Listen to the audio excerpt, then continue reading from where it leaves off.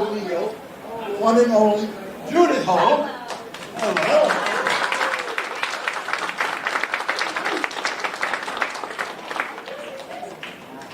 And next we are going to bring in this guy. Come on. Coleman! Coleman, come on. Oh my Lord. I'm so sorry. And we're going to bring in the one and only Ernie Riaz Jr.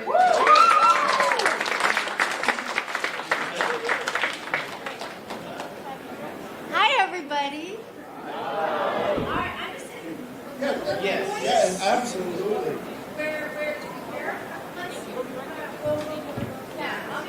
And Townsend, I'm so. I was reminiscing with Judith. With Miss Hogue, yes. Yes, because we worked together before in Hartford, Connecticut, and No worries, man. Yeah, so I'm the guy with two last names. Yes. Just thinking that. Actually, I got three last names. My middle name is Putnam, and I'm the third. So wear that when you're six. So here I am. That's I am prepping the crowd, and then I'm going to get caught up with someone, and I see Ernie in the back, and I completely forgot. And boy, that was really unprofessional of me. No, Anyway. you know how, like, when you have to remember something, like, your family is, you're meeting somebody for the first time, and here comes that person, and you know that person. Right. And then you blank. You're like, Exactly. hey, you, how are you? And that is what happened to me. Anyway, That's how all is how Nothing is but love on this. how is the convention treating you guys so far? Come on in, have a seat, please. Well, look at this crowd first. Come on in. Yeah, why don't you guys give yourselves a round of applause first for being here? You made it. Thank you. Who are you? I'm great. Are you still in LA? Yeah, I am still in LA. How's that? Well, I mean, not at this very moment, but it's going great. And I had an interesting day yesterday, just trying to get here. My flight got canceled in Charlotte, and so I thought maybe I wouldn't make it till tomorrow. Right. But ended up getting a flight late last night. Got in about midnight, so I'm a little. See, guys, this is what happened to me when Judith walked in. I was like, oh my God, I haven't seen you in, like, it's been a long time, very long time. Yeah, about. Anyhow, like I said earlier, if you guys have a question, please line up at that mic because we're going to be gabbing. And this is your time with them. I'm just here to lead the way. So if you have a question, please line up. Yeah. Oh, and let me just mention too, if you want to come by my table, you'll recognize me real well because I have no banner. Really? Yeah, it just says we put my nameplate up on top. Says Townsend Coleman, so you'll recognize the Townsend and the Coleman part, but you won't see any pictures. So. We're in a place with tons and tons of artists, and we can't get somebody to draw you something. Suppose we needed something. Somebody with some paint come by and just draw Michelangelo on the curtain behind me. We know people here. We can get somebody to draw you something. Yeah. Right. We need a poster. That happened to me one time. I was in, well, I won't say. But, we don't need to. Oh, We'll I put remember anybody that in. one. But, no, it was lovely, but it was what it was. And we had no names behind us, and fortunately there were a lot of couples there, a lot of fans there, and so somebody was selling posters, put a poster up behind me, and then I said, let me use this because I will sign it, I will blood, I will do Right.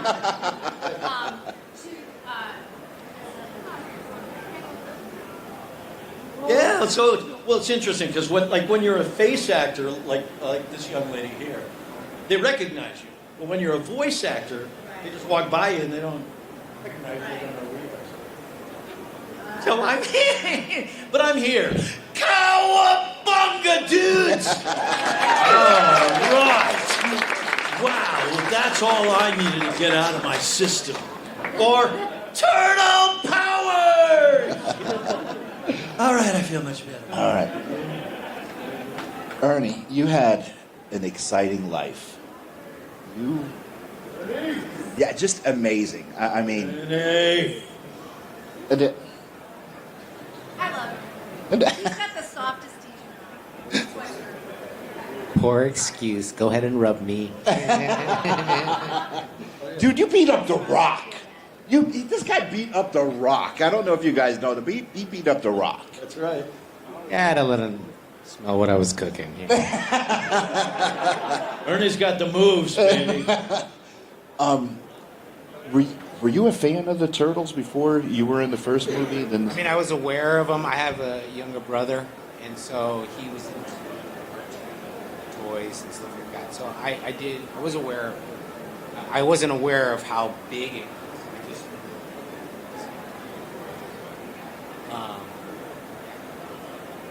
now, when they approached you, okay, you're going to get in the suit and you're going to do this. How much of the choreography and the fight scenes were you behind? You're saying, hey, you know what? I don't want to do this. I think we would do this instead. Because in Secret of the Ooze, dude, you were just like lightning fast.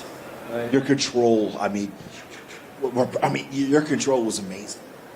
And they had to slow down the camera for you. I mean, like, what the hell, man? So in the first movie, it was the first time that they were bringing over Hong Kong stunt guys to work on an American production. And so at that time, the Hong Kong stunt guys, especially in the genre of martial arts, were kind of considered a notch above what we were doing here in America, like in the 80s or whatever. You know, in Hong Kong, you don't have to have permits and you don't have to have safety rules. They're like, hey, yeah, you're going to jump off the building and then land on the ground. No crash pads, and we're going to give you a stunt adjustment. Here's your bowl of rice. In America, you have no, but in America you have sign all me up. in America you have all these rules and regulations and safety, and so the things that Jackie Chan was doing, like, and you could never do those live, like, physical stunts the way that they were doing them in America without having a lot of permits, and it just costs a lot of money to do huge action scenes. Or a medic. Or a medic, yeah.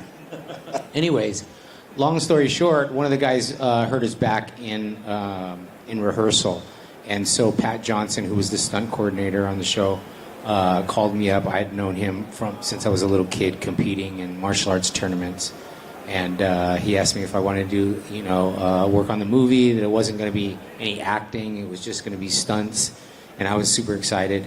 That's how I got brought on to the project. And then at the end of the first movie, they told me that I was going to have a human character for the second film. And so sorry. So Pat, in terms of the choreography, Pat pretty much let us do whatever we wanted to do. So in the first movie, there was the four guys. We would go and we'd sing and we would choreograph the stuff, and then we would show it to him. He'd give us a thumbs up, and then that's what it was. So it was like really, really fun, because normally there's like these long-winded creative discussions on what the fight scene should be with people that don't know anything about martial arts or fight scenes, and it's just like kind of a drag. But this was like total freedom, and he was really happy with everything we do. It was super fun to work on. So I got a question for you. So what was it hard fighting in those suits? Oh yeah, it was crazy. I mean, it was North Carolina, the middle of summer. It was like 102 degrees with 100% humidity. And then we were in the suits, and, it's kind of like there were these latex foam rubber suits that weighed about, it was like 50 pounds. And then, you can imagine like a Nerf football. You put like a Nerf football in water, and it kind of just all holds. So you're just fighting for like 10 hours a day, sweating in these things, and it's just all getting heavier and heavier as the day goes on. It was a really pretty much nightmare, but it was at the same time you knew you were part of something special. And so, that's what it is making movies. They're long hours, it's hard work. People think it's just all a lot of fun. It's really tiring work. But when you're doing something that is something special while you're shooting it, it always is just all worth it. Special. It was lightning in a bottle. Right. Well, it was crazy when we were recording the cartoon series. They made us wear the suits too in the studios. That was weird. Wow. And you too. You in the suit. I got to tell you, that suit that you had looked so much like you. Mine. It was like so lifelike. It was and they wouldn't let me keep it. So, damn. Judith, I can't remember if I asked you this, but did you know anything about the Turtles when you filmed? I knew nothing. And, Townsend, I did not find out that there was even a cartoon until, I don't know, last week of shooting. I was like, maybe somebody could have told me. I could have watched. I could have done some research. Yeah. But apparently that was intentional.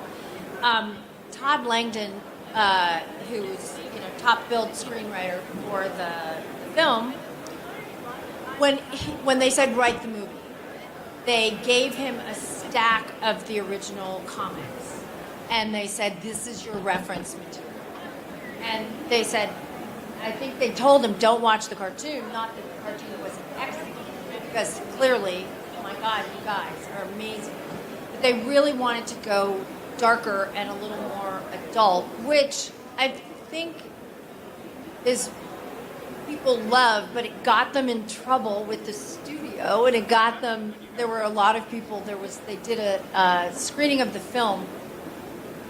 I want to say they did it at Paramount, and it was before the film opened. There were no kids in the room. It was just executives, and they were watching this darkly lit movie that was not the happy, sunny cartoon that they were used to. Not that it wasn't complicated and that they had good storylines, but it was not the same feeling. And they thought, the movie was over, and usually people might clap, and it was just like, okay, well, thank you. And they left thinking, we've probably lost our careers, money, and we'll never work in this town again. And so when the film opened, they thought, well, let's just drive around LA and just see, is it a ghost town? Is anybody in line? And they saw lines down the block, around the corner. They were they're like, and I don't think it was, yay, we're gonna, the movie's a success. It's, yay, we get to keep our jobs. Right. We won't be run out of town. Right. And so, yeah, we had no idea. And I didn't know what it was. And it was really Robin Williams who said, that's a cool thing, keep going. Well, when that happened, I feel like we sort of set it up, and then you guys hit it out of the park, and really launched this thing. Which we could not have done without you guys. Well, in a whole different direction. And what's interesting about that is, so we had been on the air for a couple of years already by that time, and we knew nothing about the movie being made. So when we read about, I can't believe you were the voices. Well, so here's the same thing. That's so what? What? That's a time that would have been really good. Yeah. But we don't love our voices. No, yes and no, because what you just said about them not wanting you guys to watch the cartoon. There you go. Was I figure it's interesting to hear that, because I figure that that's the same thing that we got kind of on our end when we heard about this movie being made. We read about it in the trades that there's a live action Ninja Turtle movie coming out, and so we just assumed that since we were the voices of the Turtles, we knew that they were going to have to be actors in suits, so they were going to need us, right? And then they didn't. Welcome to the heartache of Ninja Turtles. Exactly. We've all been there. We waited and waited and waited. And then the movie came out. And yet, just about, yeah. And so our agents got a hold of the producers, and they said, "Nah, we're good. We got our own guys." And they're like, "But wait a minute, these we're the guys." Yeah, we're the guys. They said, "No, we're going in kind of a little different direction. It's a little darker. It's a little different feel and stuff. We don't want the cartoon sound in our movie." And we're like, "Oh."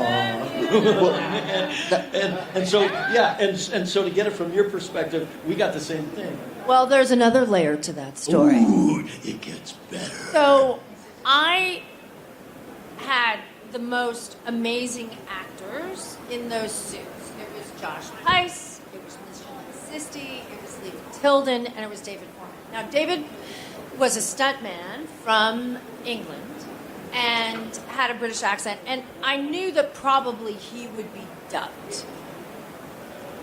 got but Mi- none of it'd the be other... Michelangelo. Oh, Michelangelo. That's right. Cowabunga.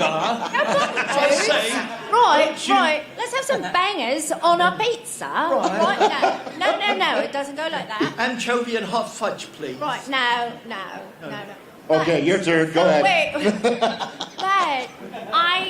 I had gone in. I had to do ADR in the film, which is looping, so you have to basically lip sync the whole thing. I had never done ADR in my life. I had to do 90% of the movie, like all my dialogue, in ADR in 8 hours. Oh my gosh. And I'd never done it before. It was the most thorough lesson in how to do that in your life. But still, nobody told me that when I was sitting there at the premiere, that when these turtles opened up their mouths, because I was used to these incredible actors who, it was their voices, it was my interaction with them. The movie opens and there's these voices that I'm like, Who is that? who are these people? Like, what just happened? Like, and I was shocked. And so the lines of communication broke down in so many, many ways. And many of us were stunned and mystified. We have an audience question. What's your name? Hey, how are you? Hey, man. Guys, Hey, remember babe. What's your Yeah, name? of course. Sasha.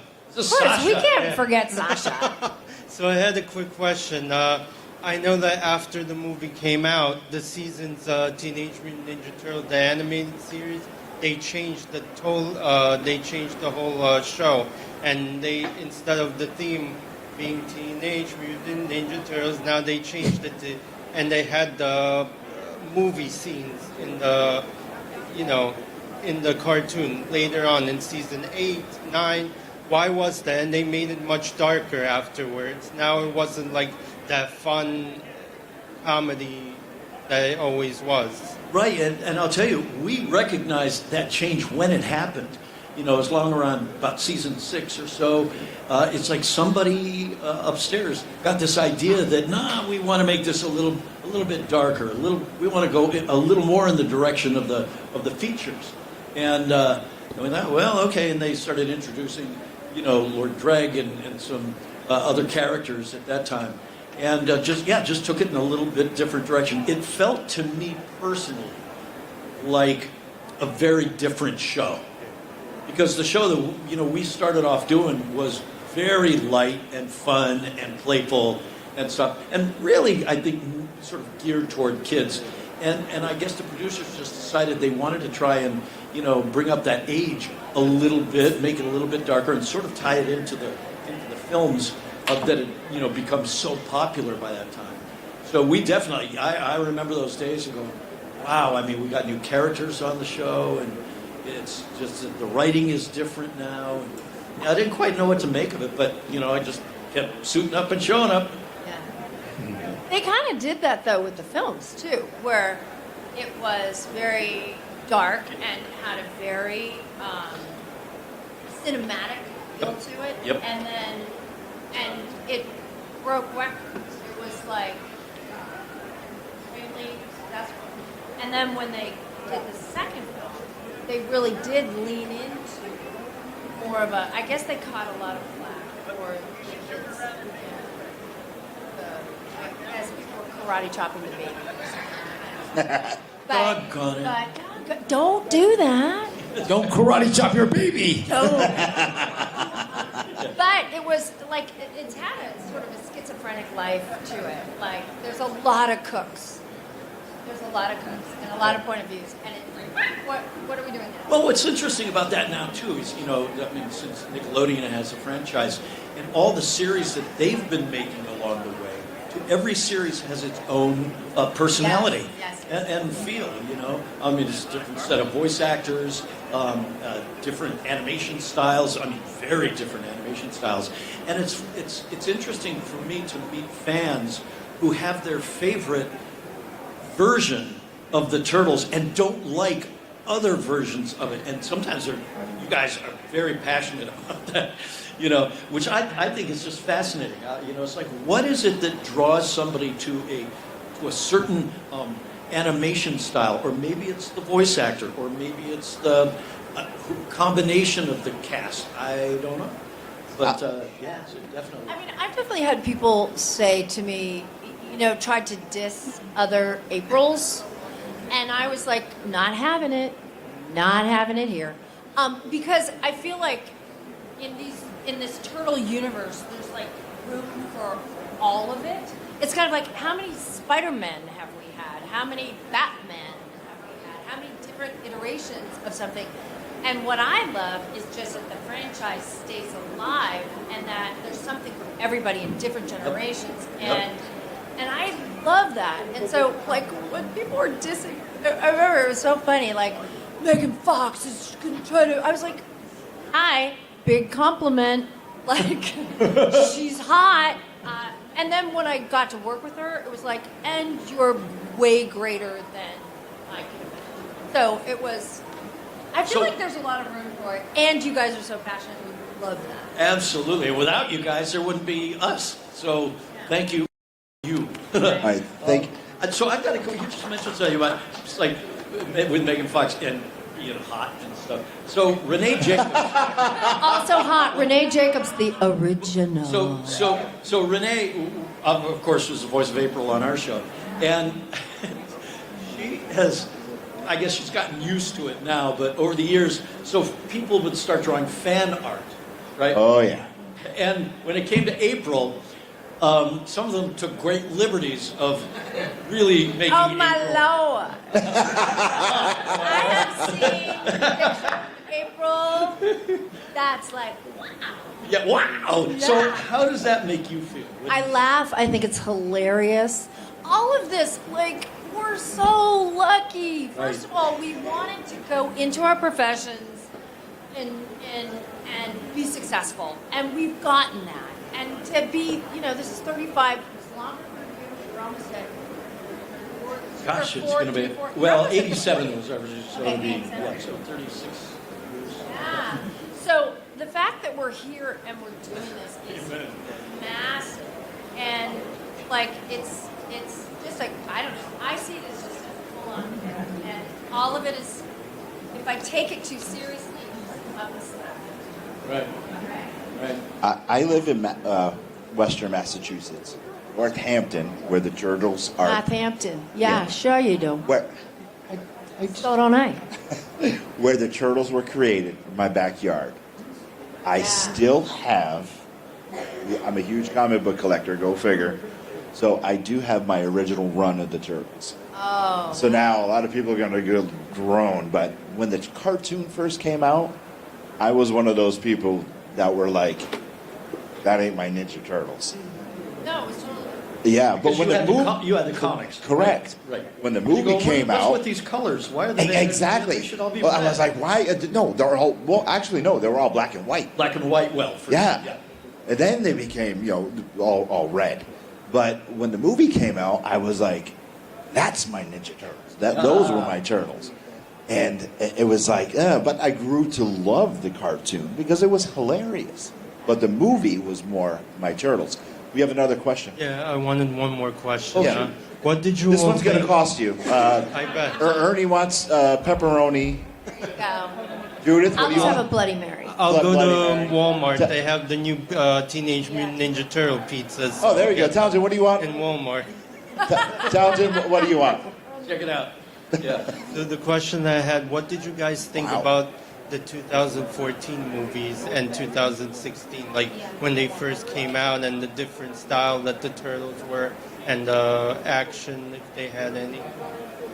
Yeah, but the later. Yeah, The later ones. I mean, I'm not a fan of those. I thought that they looked way Cheesy. different, and I don't know.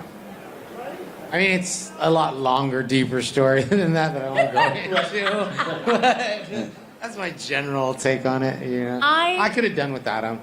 Yeah. That's my personal thing. I thought the first one, honestly, was okay. I thought they had some funny moments in it, but I couldn't really get over the fact that like they were huge, to 6'4". Like I thought they were little, like Yeah. these small guys. So I don't know. That was just. I was contacted, and just note to self: if TMZ calls you, Don't pick up. And I know that. Like I knew that. Yeah, if your phone rings. And that's but when they announced that they were going to do Ninja Turtles, it was Michael Bay, and a lot of people came out real hot and heavy and not happy. And Robbie Rist, who I love, was like something. And I've worked with Michael. Like I did Armageddon with him. I actually had, it was I like it. You may not love his movies, you may not, but I was like, hey, it lives on. And so they got in touch with me, and I thought, I'm gonna just say nice things. They managed to turn it around, and I'm a little snippy about it. My feeling is, and was always, it's a franchise. It's like Marvel, not as big, but and Bigger. there's bigger. It's bigger than Marvel. Yeah. Yeah. And there's room for all. All I want is for people to be successful. Yeah. The end. Yeah. The end. Do well. Guys, So I'll give you just. Let's give her a round of applause. All right. for that. She's really like that too.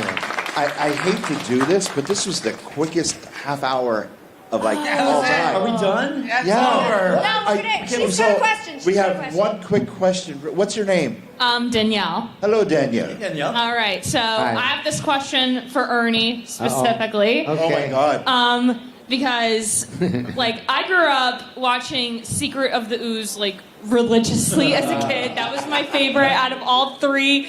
Screw the other two, I'm sorry, but Secret of the Ooze will always have my heart. He's so cute. No, not even that. Not even that. Just I think it's the ninja tone rap. of it better. And at least Michelangelo was your favorite, though, right? He is. All right. And Donatello, too. That movie, I have to say, had pretty deep moments, specifically with Donatello questioning all of his self-worth after finding out that everything that happened with the ooze was all a big mistake. And I think that was something very poignant to that film that I very much hold dear, that they still managed to put in references to stuff like that, very deep for a children's movie, but not even that. Ernie, I just have to say that you kicked so much ass in that opening scene against people robbing that mini mall or whatever that is. But I have to say, I know that the classic karate was part of obviously the choreography for the martial arts and everything, but what other styles were in there? Because I could have sworn to God, when I go back and I rewatch Secret of the Ooze, I watched that opening with you, I could have sworn that I saw hints of influence from Taekwondo, Yeah. specifically the Taekwondo point sparring, which is personally what I do. I'm at green nice. belt level now, so Oh, yay. yeah. Yeah, so that's what I just wanted to ask. What other types of martial arts were in there that influenced the overall style of the fighting and everything? Yeah, I mean, my original style was Taekwondo. That's what we did when I was a kid growing up. So all of the spinning kicks and the jump kicks and all of that stuff, that's all, Taekwondo. And so that was kind of always been Bruce Lee was my hero as a kid growing up, still is, inspired by him. So a lot of my choreography kind of comes from, my interpretation of some of the things that he was doing and talking about. So, but thank you, that's so sweet. That was awesome. Yeah, thanks, Danielle. Okay, before we wrap up, two things. And good luck to you with your martial arts career. Yeah. It's a little scary. If you need any sparring, call me in. Before we wrap up, I need two things from the audience. First, big round of applause. Second, if you have not already done this, I need you all to go to their tables, buy a picture, get an autograph, get a photo op, and go say hi, okay? Take me home with you, give me a good meal. Somebody make this man a sign. And then the third, a big Contropolis, New Jersey round of applause. One more time for Ernie Talbot and Judith. Yeah. Thank you, guys. Can we do this? What? On three, everybody. A little turtle power. Here you go. Everybody. One, 2, 3. Turtle power! All right, thank you.